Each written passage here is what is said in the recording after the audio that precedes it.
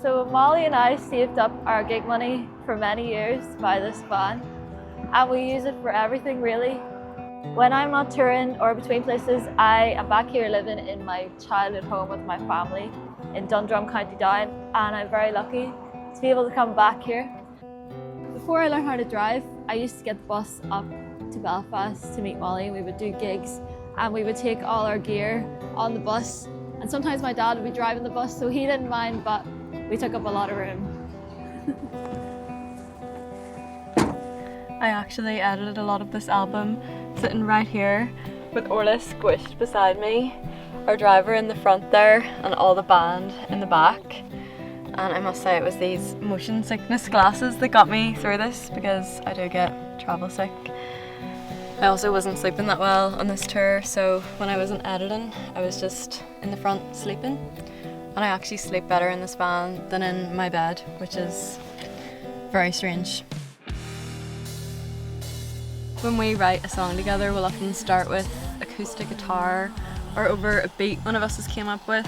And if an idea doesn't feel honest emotionally, I don't want to move forward with it. For me, songwriting is a way to say things I don't know how to say in real life, and I often only realise what a song was about after it was written, because I hadn't fully understood how I was feeling at the time. Molly and I like to take the van somewhere nice and scenic and get a bit of inspiration and write a song. And we wrote So Damn Dangerous and Red Button and Glory Glory in the back of cars. So we used that same process in this album, wrote a lot of the songs from it in the back of the van. I don't really know why, but I've always liked to write songs in random places like cars. I think it's because when I was a kid I used to write songs in my head on the way to GAA matches in my parents' car. We've got a microphone interface, laptop and some instruments, which is handy because it means we can set up and record anywhere.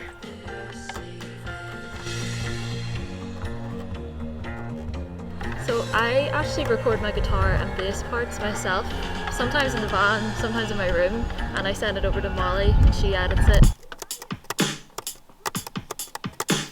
I write all the drum parts on MIDI, which I honestly love doing, and we're working with a drummer who's based in America actually, called Tony, and I send him the drum parts and he sends them back played properly on his kit.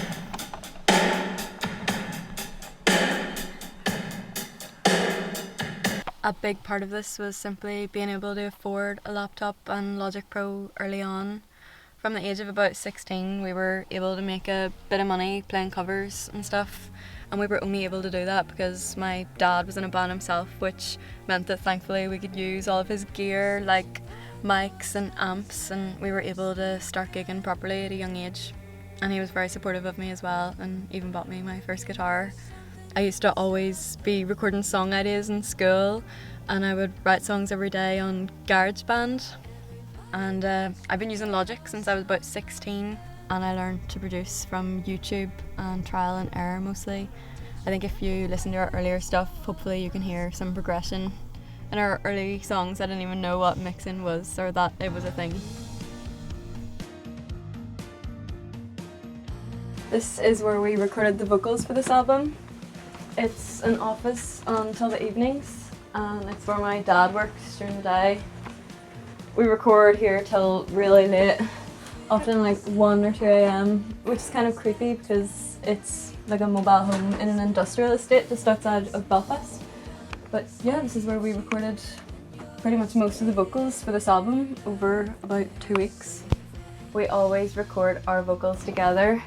To me, vocals are the most important part of a song, and we vocal produce each other and are very particular about what we want from each other's performances, to the point where we will spend days redoing vocals, and it's super frustrating when you spend all night recording a vocal only to listen back the next day and still feel like it's not good enough.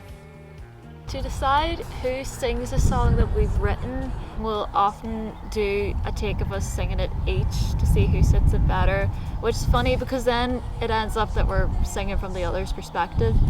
And Aisling is the only song in our catalogue that both of us sing together.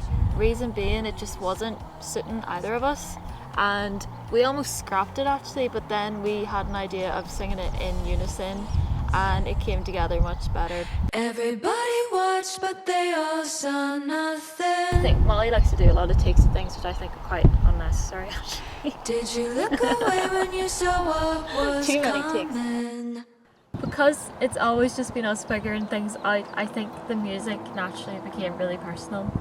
There's a real intimacy with what we're doing. It's just us two. There's such a private feeling to it. It's our thing. And are you gonna be there in the morning? Are you gonna be there?